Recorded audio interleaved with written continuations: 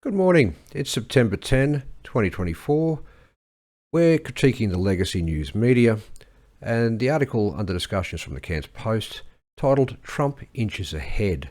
The implication of this article is that Trump has only just managed to crawl back past this incredible woman, Kamala Harris, who was actually the least popular vice president in American history, who has never won even one single vote in a Democrat primary, who was helicoptered into position by somebody in the back room of the Democrat Party, but for whom all the Democrats are apparently clapping like trained seals.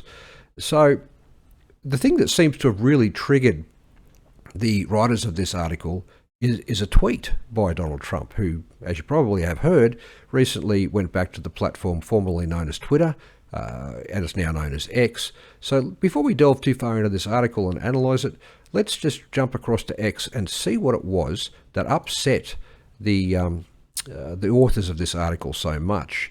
And it's from September 8, US time. Yesterday was when we first saw it. And it says, "Cease and desist. I, together with many attorneys and legal scholars, am watching the sanctity of the 2020 presidential election very closely because I know, better than most, the rampant cheating and skullduggery that has taken place by the Democrats in the 2020 presidential election. It was a disgrace to our nation.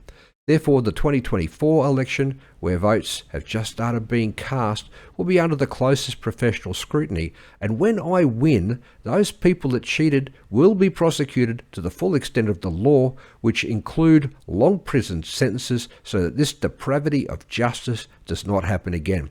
We cannot let our country further devolve into a third world nation, and we won't. Please beware that this legal exposure extends to lawyers, political operatives, donors, illegal voters, and corrupt election officials.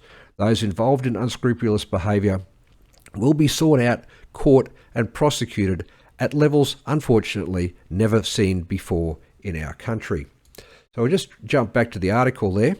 Now, we all know by now that the American media and American political polls are owned and operated by Democrat companies and care more about shaping public perceptions than they do about reporting facts.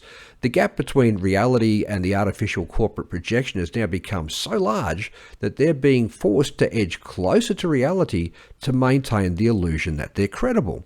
For a more accurate view of what Americans really think about their presidential choices, I recommend the betting market, where people put their money where their views are.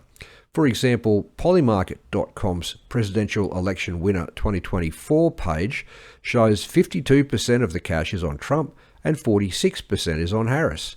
That's devastating for the Democrats. So expect epic cheating, such as we saw in 2020 with the people delivering multiple ballots to mail-in drop boxes and the vans turning up well after counting had closed with additional ballots, and the counting that went on for seemingly weeks, the poll watchers being evicted from counting stations. It went on and on.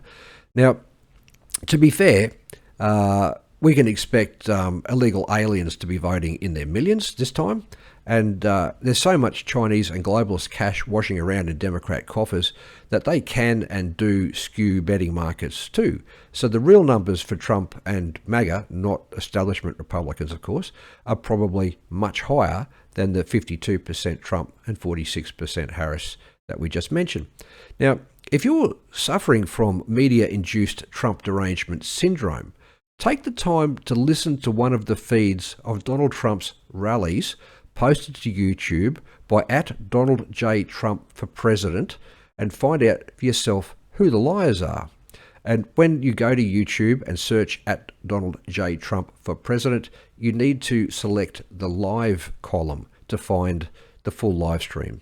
And yeah, you might just have a different view of Donald Trump than you get from the legacy media.